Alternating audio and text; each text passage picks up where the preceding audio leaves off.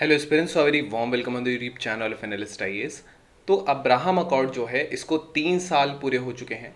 ये इसीलिए we'll discuss it, we'll see why news Abraham accord क्या है, इसकी इंपॉर्टेंस क्या है और भारत के लिए इसकी क्या सिग्निफिकेंस है। इसके अलावा we'll see the conclusion. We also have challenges कि अब्राहम अकॉर्ड में क्या क्या चैलेंजेस हैं basically. After that we'll be discussing our today's prelims and the mains practice question. So let's start. YM news. So Abraham accord जो है ये US, UAE और Israel के बीच का एग्रीमेंट था जो सितंबर 2020 में इसको साइन किया गया था और इसको सितंबर 2023 में 3 साल हो चुके हैं। ये जो अकॉर्ड है इसमें लेटर सूडान, बहरीन, मोरक्को जैसी कंट्रीज का भी इंक्लूजन हुआ। तो ये बेसिकली जो इजराइल और अरब कंट्रीज के बीच में जो टाइज हैं उनको नॉर्मलाइज करने की बात हुई। अब्राहम अकॉर्ड क्या है? तो 2020 में साइन हुआ, रिमेंबर दिस। एग्रीमेंट था यूएई, बहरीन एंड इजराइल में।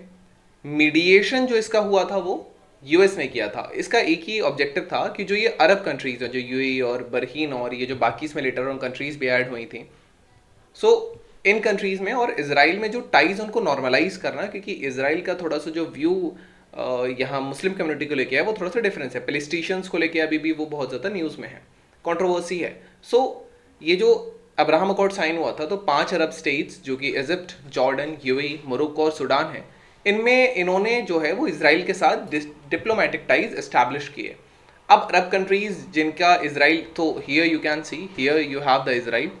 सो then Jordan, Bahrain, UAE, Sudan, Egypt and Morocco. Basically Abraham accord से पहले ही जो टाइज थे वो आपका जॉर्डन के थे और इजिप्ट के पहले से ही टाइज थे। अब्राहम अकॉर्ड के जो पार्ट हैं उसमें आता है आपका मोरक्को है, यूएई है एंड सूडान अभी भी अब्राहम अकॉर्ड में है बट अभी डिटेल्स फाइनलाइज नहीं हुए हैं। सो इसकी इंपॉर्टेंस क्या है? सबसे पहला, ये वेस्ट एशियन जो रीजन है इसको स्टेबल करने में हेल्प करता है। रिसेंटली सऊदी अरेबिया और ईरान के बीच में भी जो टाइज सेट हुए थे जो चाइना ने कराए थे, सो ये थोड़ा सा एक चीज़ है, तो ये और ज़्यादा वेस्ट एशिया को स्टेबल करता है। सो ये जो अकॉर्ड है ये लोगों को एक साथ लाता है, डिस्पाइट क्योंकि लैंग्वेजेस में डिफरेंस है, रिलीजियस बिलीव्स में डिफरेंस है, कल्चर में डिफरेंसेस है एंड मोर ओवर जो अब्राहम अकॉर्ड है ये फाउंडेशन इन्होंने ले किया है for the expanded regional and multinational cooperation. There are cooperations on very different levels. Trade cooperation की बात करेंगे तो इजराइल और वेस्ट एशिया कंट्रीज के बीच में जो ट्रेड है वो 2021 और 2022 के बीच में लगभग 74% उसमें इंक्रीज हुआ है। केवल टूरिज्म जो पहले बहुत नॉन एग्जिस्टेंट था ये बहुत तेजी से ऊपर बढ़ा है। 2021 में ही इजराइल से यूएई की जो विजिट थी वो लगभग 172% थी। These are the importance of this. Then energy cooperation की बात करेंगे, जो prosperity green and blue agreement है इजराइल यूएई के बीच में और जॉर्डन के बीच में, इसमें एक सोलर फील्ड सप्लाई लगभग 600 मेगावाट की जो सप्लाई है ये इजराइल को सप्लाई किया जाएगा और एक डीसैलिनाइज्ड प्लांट जो इजराइल में है ये लगभग 200 मिलियन क्यूबिक वाटर सप्लाई करेगा जॉर्डन को। नाउ अब्राहम अकॉर्ड स्टेबिलिटी के लिए बहुत ज़्यादा ज़रूरी है। इस रीजन में 65% से ज़्यादा जो पॉपुलेशन है वो 30% से कम 30 ईयर से कम है।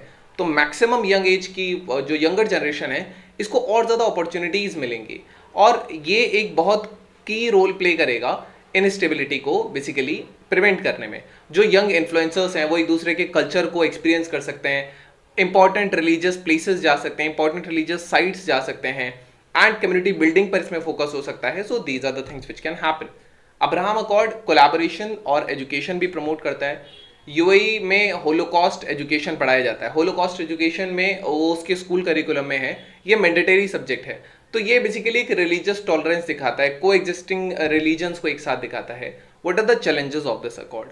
यूएई बेसिकली चैलेंजेस फेस कर रहा है फिलहाल जो इजराइल में जो एक्सट्रीम गवर्नमेंट है इसके खिलाफ, क्योंकि जो इजराइल का वायलेंस है पैलेस्टीशियन के अगेंस्ट उसकी गवर्नमेंट के अंदर, तो यूएई इसको हमेशा कंडेम करता है कि इजराइल जो है वो basic Palestinian rights, basic human rights को ये बेसिकली वायलेट कर रहा है। बस इस शॉर्ट ट्रूथ के अलावा और बाकी जो अकॉर्ड है इसमें ओवरऑल काफ़ी सक्सेस है एंड ये बेसिकली इन रीजन में मल्टीपल कॉन्टेक्स्ट में ये बेनिफिशियल है। अब ये इंडिया को कैसे बेनिफिट किया है? तो इंडिया बहुत सिग्निफिकेंट पोजीशन शेयर करता है इनके पार्टनर्स के थ्रू। कैसे कि जो कनेक्टिविटी है वो इंक्रीज हुई है। अब फ्लाइट्स यूएई से इजराइल के लिए फ्लाइट्स बहुत ज़्यादा हैं एज वेल एज इसराइल और बहरीन के बीच में जो साइड्स हैं वो बहुत ज़्यादा हैं. रिमेंबर वन थिंग, जो ये मिडिल ईस्ट कंट्रीज़ हैं इसका आज आप एक मैप रिवाइज कर लीजिएगा प्रीलिम्स पर्सपेक्टिव से, ये इंपॉर्टेंट है. देन इंडियन स्टूडेंट्स, ये बेसिकली और ज़्यादा ईज ऑफ ट्रैवलिंग हो गई, इसराइल यूनिवर्सिटीज़ का एक्सेस मिल गया ओवरऑल रीजन में, और ज़्यादा अपॉर्चुनिटीज़ हो गई इंटरनेशनल स्टडी प्रोग्राम्स को एक्सप्लोर करने में.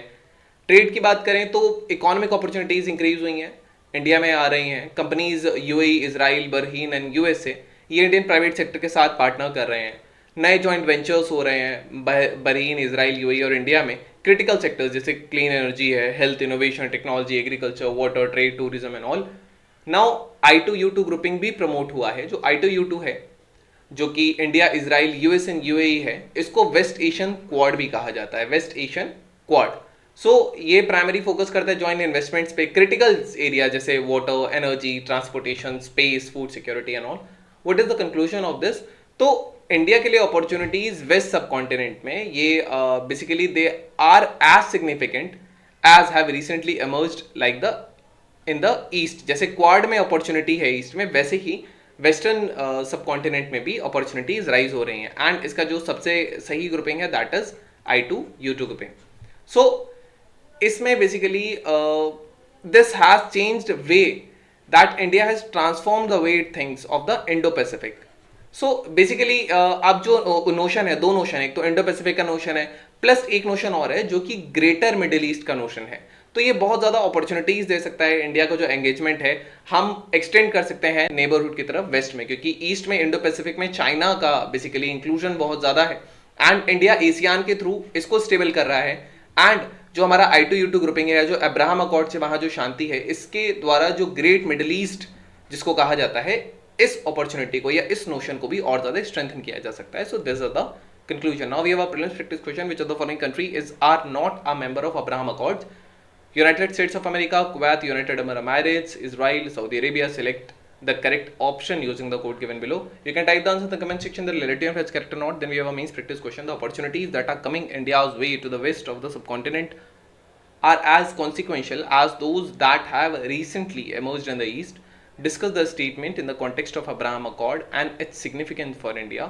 So this was all about today's video and session. I hope you understood it well. Thank you. Have a nice day and stay tuned with Realistic IAS for your better preparation.